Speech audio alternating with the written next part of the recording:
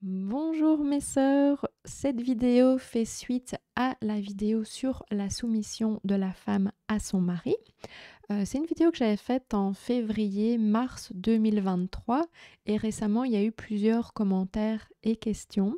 Donc je vous remercie beaucoup pour tous vos commentaires, vos questions et avant de répondre en fait à quelques questions, j'aimerais lire certains des commentaires parce que je ne vais pas ici répéter ce que j'avais dit dans la vidéo, mais Cathy de Odyssée des Sources nous fait en fait un bon résumé puisqu'elle nous dit voici ce que je retiens de cette vidéo, se soumettre au mari veut dire rester humble, tenir compte de l'autre, le soutenir dans ses projets, faire passer ses projets avant les nôtres, l'aider, demander l'avis avant de prendre une décision, avoir un esprit doux et paisible, éviter de critiquer publiquement, éviter de chercher à avoir raison, éviter de vouloir tout contrôler, respecter son mari en équivalence du respect à Jésus-Christ. Donc je pense que voilà, c'est un assez bon résumé. Et je voulais aussi relire le commentaire de Sylvie, je pense que c'est important aussi. Donc soumission ne veut pas dire esclavage comme certains chrétiens croient, mais un respect. Alors il y a deux personnes ici et d'autres personnes qui m'ont envoyé des mails pour savoir en fait s'il va y avoir une émission qui parle du mari. Alors il y a une émission radio. Si vous allez sur notre site Vie de couple, vous voyez ici donc dans la section blog, vous allez trouver Vie de couple, le rôle du mari chrétien. Et donc là, il y a une émission radio, un podcast qui reprend le rôle du mari. On n'a pas fait de vidéo sur le sujet, mais vous allez déjà pouvoir trouver pas mal d'infos dans ce podcast. Et je voulais en fait dans cette vidéo-ci répondre aux questions de Nancy. Répondre comme je le peux parce que bien entendu je n'ai pas de diplôme de théologie, je ne suis pas pasteur, je ne suis pas prophète ou quoi que ce soit d'autre, donc je vais répondre avec ce que le Seigneur a mis dans mon cœur parce que quand j'ai vu ces questions j'ai directement pensé à 1 Pierre 3 mais j'ai pas voulu directement répondre aux commentaires parce que voilà, je me dis que vous avez en fait toutes les capacités pour trouver les réponses dans la Bible. Après, en fait, ce que le Seigneur m'a montré, c'est que parfois, il y a des personnes aussi qui sont prises par le temps, elles ont un travail à temps plein, elles ont des enfants. Et moi, le Seigneur m'a bénie en me donnant du temps, en fait, du temps pour faire des recherches. Et j'avais pas de recherche à faire ici puisque m'est revenu directement un Pierre 3, Galates 5, dont j'ai déjà parlé dans la vidéo, mais on va repréciser quelques petites choses ensemble dans cette vidéo. Je vais d'abord vous lire en fait les questions de Nancy, donc qui nous dit j'ai plusieurs questions et préoccupations, comment faire pour donner la dîme, et donc notamment je donne la dîme sur l'argent que je gagne, mais j'aimerais bien retirer la dîme sur l'argent de mon mari étant donné qu'il me donne l'accès à son compte, comment faire si mon mari fuit toujours à chaque fois qu'il doit prendre des décisions importantes par peur de se tromper, que faire si mon mari est dans l'impudicité et ne voit rien de mal à ce que notre fils regarde les films indécents et soit dans la fornication, que faire lorsque notre fils préfère écouter son papa que moi? Qu'est-ce que vous comprenez du caractère autoritaire? Est-ce qu'on peut dire que c'est un caractère fort? C'est une bonne chose pour une femme d'être autoritaire. Donc on va voir en fait que je ne vais pas répondre à chaque question séparément parce que pour moi, euh, ce verset de 1 Pierre 3, et ce qu'on va voir dans la suite, répond un petit peu à toutes ces questions en même temps. Alors, peut-être que pour la question de la dîme, c'est intéressant aussi que tu discutes avec ton mari de quelles sont nos motivations pour payer la dîme, combien il faut payer, enfin, que nous dit la Bible, euh, est-ce que c'est une obligation? Quelles sont ses croyances à lui par rapport à ça? Moi, je ne vais pas vous donner de réponse par rapport à ça. Et ensuite, par rapport au fait de prendre l'argent sur son compte, alors même si ton mari t'a donné l'autorisation d'aller sur son compte, je pense qu'il faut quand même, donc d'après les versets qu'on a vus dans la vidéo précédente et ce qu'on va voir ensemble ici, je pense qu'il faut quand même lui redemander son avis par rapport à la dîme. Et donc, est-ce qu'il est d'accord que tu payes cette dîme à partir de son compte? Et à ce moment-là, quel est le montant qu'il est d'accord ou quel est le pourcentage que lui, il est d'accord de payer? Et à ce moment-là, c'est toi qui peux le gérer, tu peux t'en occuper. Mais pour moi, comme pour le reste, ça demande une discussion et ça demande d'être d'accord. C'est pas quelque chose que l'on va déterminer toute seule par nous-mêmes. Donc, on va lire ensemble ce verset dans 1 Pierre 3. Enfin, il y a plusieurs versets. Donc, femmes, soyez de même soumises à vos maris, afin que si quelques-uns n'obéissent point à la parole, ils soient gagnés sans parole par la conduite de leurs femmes, en voyant votre manière de vivre chaste et réservée, ayant non cette parure extérieure qui consiste dans les cheveux tressés, les ornements d'or, les habits qu'on revêt, mais la parure intérieure et cachée dans le cœur, la pureté incorruptible d'un esprit doux et paisible qui est un grand prix devant Dieu. Ainsi se paraient autrefois les saintes femmes qui espéraient en Dieu, soumises à leur mari comme Sarah qui obéissait à Abraham et l'appelait son Seigneur. C'est d'elle que vous êtes devenues les filles en faisant ce qui est bien sans vous laisser troubler par aucune crainte. On va revenir au début. Donc, qu'est-ce que je comprends de ça? On voit en fait que si le mari n'obéit pas, nous devons être un exemple, afin que si quelques-uns n'obéissent point à la parole, ils soient gagnés sans parole par la conduite de leur femme. Donc c'est important en fait ici d'être un exemple, et donc ça veut dire ne pas faire un sermon à son mari sur ce qu'il devrait faire ou sur ce que la parole dit. C'est pas ça. Parce qu'on voit que ici on insiste beaucoup sur une manière de vivre chaste et réservée, mais on insiste sur un esprit doux et paisible. On en a déjà parlé dans d'autres vidéos. Cet esprit doux, c'est d'avoir de l'humilité, de la modestie. C'est une beauté intérieure, plutôt que de mettre l'accent sur la beauté extérieure, qui est la parure extérieure. C'est pas qu'on ne peut pas se tresser les cheveux ou porter des bijoux, c'est juste que c'est pas important. C'est que l'important, c'est la beauté intérieure, et la beauté intérieure chez une femme vient de la douceur.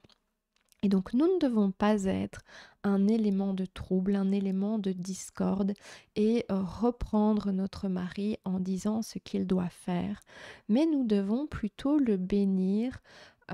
Dans tout ce que tu nous dis dans ton message, en fait, tu relèves les choses que ton mari ne fait pas correctement selon la parole.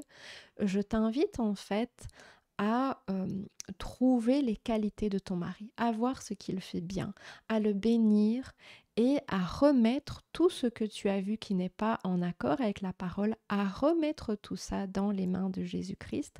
C'est lui qui va se charger de ça. C'est pas nous qui devons en fait corriger, sauver ou réparer notre mari. Jésus-Christ, c'est notre sauveur, c'est lui qui va se charger de ça. Et lui-même, en fait, il nous donne l'importance de cet esprit doux dans le Sermon sur la montagne, Matthieu 5,5. Heureux les débonnaires, car ils hériteront la terre. Et débonnaires, de nouveau, ça veut dire ceux qui ont de la douceur. Donc ce n'est pas une faiblesse, parce que dans notre société, souvent c'est vu comme une faiblesse, mais ce n'est pas une faiblesse d'être doux, c'est plutôt une maîtrise de soi que l'on reçoit du Saint-Esprit. On a du mal à faire ça par nous-mêmes. Et on avait vu aussi que c'est quelque chose, donc c'est un fruit de l'esprit, c'est ce que nous dit Galates 5. J'ai repris ici Galates 5, 22-23, mais je vais vous lire en fait à partir de 13. Si vous avez une Bible près de vous, vous pouvez aussi regarder une Bible en ligne. On va lire ensemble en fait à partir du verset 13. Frères, vous avez été appelés à la liberté. Seulement ne faites pas de cette liberté un prétexte de vivre selon la chair, mais rendez-vous par la charité, serviteurs les uns des autres, car toute la loi est accomplie dans une seule parole. Dans celle-ci, tu aimeras ton prochain comme toi-même. Et notre prochain, c'est notre mari. Ça, c'est le premier prochain qu'on a. Donc, tu aimeras ton prochain comme toi-même. Mais si vous vous mordez et vous dévorez les uns les autres, prenez garde que vous ne soyez détruits les uns par les autres. Donc, il faut vraiment éviter les disputes avec notre conjoint. Je dis donc, marchez selon l'esprit et vous n'accomplirez pas les désirs de la chair, car la chair a des désirs contraires à ceux de l'esprit, et l'esprit en a de contraires à ceux de la chair. Ils sont opposés entre eux afin que vous ne fassiez point ce que vous voudriez. Si vous êtes conduits par l'esprit, vous n'êtes point sous la loi. Or, les œuvres de la chair sont manifestes, ce sont l'impudicité, l'impureté, la dissolution, l'idolâtrie, la magie, les inimitiés, les querelles, les jalousies, les animosités, les disputes, les divisions, les sectes, l'envie, l'ivrognerie, les excès de table et les choses semblables. Je vous dis d'avance, comme je l'ai déjà dit, que ceux qui commettent de telles choses n'hériteront point le royaume de Dieu. Mais le fruit de l'esprit, c'est l'amour, la joie, la paix, la patience, la bonté, la bénignité, la fidélité, la douceur, la tempérance. La loi n'est pas contre ces choses. Ceux qui sont à Jésus-Christ ont crucifié la chair avec ses passions et ses désirs. Si nous vivons par l'esprit, marchons aussi selon l'esprit. Ne cherchons pas une vaine gloire en nous provoquant les uns les autres, en nous portant envie les uns aux autres. Et peut-être que si on voit que notre conjoint est dans les choses de la chair, on a peut-être cette tendance à avoir envie de le changer, mais on voit que c'est pas ça notre rôle, c'est pas ça que nous demande le Seigneur. Le Seigneur nous demande de rester dans notre rôle à nous et d'être plutôt un exemple. Et donc nous, de nous laisser travailler, de nous laisser sanctifier par l'Esprit pour avoir en nous cet amour, cette patience, cette douceur, cette tempérance. Et donc c'est ça que nous devons montrer plutôt que d'essayer de changer notre mari. Et par rapport à l'impudicité m'est venu ce verset dans 1 Corinthiens 7,2 « Toutefois pour éviter l'impudicité, que chacun ait sa femme et que chaque femme ait son mari. » Et notre responsabilité en tant qu'épouse, c'est de répondre aux besoins sexuels de notre mari. Parce que si nous ne le faisons pas, c'est sûr que ça va le conduire dans l'impudicité. Mais si tu le fais déjà, et simplement, tu peux avoir une discussion aussi avec lui à ce sujet pour voir si tu réponds en fait à ses besoins par rapport à ça. Mais si tu le fais et que lui, il reste dans l'impudicité, c'est sa responsabilité. Donc c'est sa responsabilité, c'est entre lui et Dieu, c'est pas quelque chose que toi tu vas pouvoir changer. Est-ce que c'est bien d'être autoritaire ? On va aller voir c'est quoi d'abord la définition de autoritaire. Et si on prend tout simplement le Larousse, ça nous dit qui use de toute autorité qu'il possède sans s'imposer de limites, qui ne supporte pas la contradiction. Donc use de toute autorité. C'est quoi l'autorité ? On va aller voir la définition là. Et j'ai pris 2 définitions, il y en avait 4 je pense dans le Larousse, mais il y en a qui concernent plus la politique, donc on va regarder plutôt celles qui peuvent être intéressantes dans le couple. Pouvoir de décider ou de commander, d'imposer ses volontés à autrui. On voit que ça, c'est pas en accord avec ce qu'on vient de lire, avec ce qu'on a vu dans la vidéo précédente. Ensemble de qualités par lesquelles quelqu'un impose à autrui sa personnalité, ascendant grâce auquel quelqu'un se fait respecter, obéir, écouter. On voit que, en fait, si on prend cette définition-là de l'autorité, c'est pas quelque chose en fait qui est encouragé par rapport à ce qu'on voit dans la parole. On nous demande pas d'être une femme forte et d'être une femme autoritaire. Alors peut-être que tu mets autre chose derrière autoritaire, une autre définition. Mais en tout cas par rapport à la définition commune qu'il y a dans le dictionnaire, ce n'est pas une bonne chose. Et ce n'est pas une bonne chose, mais la Bible nous enseigne que quelque part c'est naturel. Nous avons toute tendance à faire ça. On le voit depuis Genèse 3, le verset 16.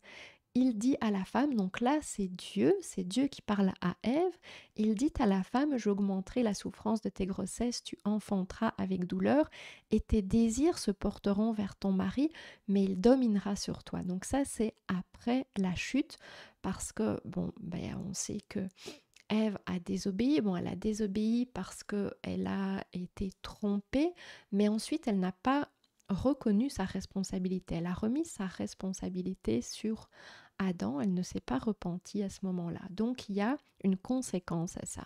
Et donc cette conséquence, c'est que ses désirs vont se porter vers son mari, mais il va dominer sur elle. Et donc vouloir être autoritaire, vouloir contrôler son mari, vouloir diriger son mari, on voit que c'est une tendance naturelle de la femme depuis la chute. Mais c'est pas parce que c'est une tendance naturelle depuis la chute que c'est bien et que c'est ça que nous devons faire. Donc nous devons apprendre à rester dans notre rôle, dans le rôle que le Seigneur nous enseigne. Et il y a beaucoup d'épouses qui essayent de changer leur mari, qui essayent de le sauver, qui essayent de le réparer, qui essayent de l'aider. Et oui, nous sommes une aide, mais nous ne sommes pas une aide qui a la capacité de sauver, de restaurer, de réparer notre mari. Ça, c'est Jésus-Christ qui a la capacité de le faire. Ça ne, c'est pas à nous. Donc même si on voit que notre mari ne respecte pas la parole, ne correspond pas à ce que la parole nous enseigne, c'est pas à nous de tout le temps le reprendre sur ça. Parce que l'homme, même si vous le faites avec une bonne intention, que c'est parce que vous voulez l'aider, il va se braquer par rapport aux efforts que vous allez faire pour l'aider, pour le remettre sur le droit chemin. Et il va d'autant plus avoir de la difficulté à être dans son rôle à lui, qui est le rôle de leader. Je vous invite à aller écouter le podcast pour comprendre qu'est-ce que ça veut dire être un leader. Donc, une épouse chrétienne, pour assumer son rôle, doit aussi laisser de la place à son mari pour le laisser diriger dans la famille. Bien sûr qu'elle va conseiller, c'est même important que le mari lui demande son opinion. Elle va donner son opinion, mais elle va le faire respectueusement, donc pas de façon autoritaire. Elle va trouver aussi le bon moment pour donner son opinion et elle va pas tout le temps le critiquer, tout le temps le reprendre, tout le temps lui dire ce qu'il doit faire. Un homme qui ne se sent pas contrôlé, qui ne se sent pas critiqué dès que son épouse n'a pas le même avis que lui, donc qui sait qu'il peut prendre des décisions et que sa femme ne va rien dire, même si elle n'est pas du même avis, ou qu'elle va donner son avis, mais de façon calme, respectueuse, de façon douce, il va être plus à même d'assumer sa responsabilité et son rôle de mari aimant et de leader. Et on peut aussi le voir dans 1 Timothée 2, Paul nous dit la même chose. Il dit « Je ne permets pas à la femme d'enseigner ni de prendre l'autorité sur l'homme, mais elle doit demeurer dans le silence, car Adam a été formé le premier, Ève ensuite, et ce n'est pas Adam qui a été séduit, c'est la femme qui séduite s'est rendue coupable de transgression. » Bien entendu qu'ici, on parle de l'assemblée, qu'on parle de comment se comporter dans l'église. Et je ne vais pas donner mon avis sur le fait d'enseigner ou sur le fait de se taire ou qu'est-ce que ça veut dire. Ce qui m'intéresse ici, c'est ni de prendre l'autorité sur l'homme. Donc c'est très très clair. On ne peut pas prendre l'autorité sur l'homme, même si ici Paul parle du comportement dans l'Église. La première personne sur laquelle nous ne pouvons pas prendre autorité, le premier homme sur lequel nous ne pouvons pas prendre autorité, c'est notre mari. Et Paul nous dit que c'est parce que Dieu a mis un ordre dans la création. Et un ordre, ça veut dire qu'il y en a un qui est venu en premier, l'autre en deuxième. Ça ne veut pas dire qu'il y en a un qui est supérieur à l'autre, parce que dans notre petite tête à nous, avec tout ce que la culture nous a fait comme lavage de cerveau, on peut avoir cette impression-là.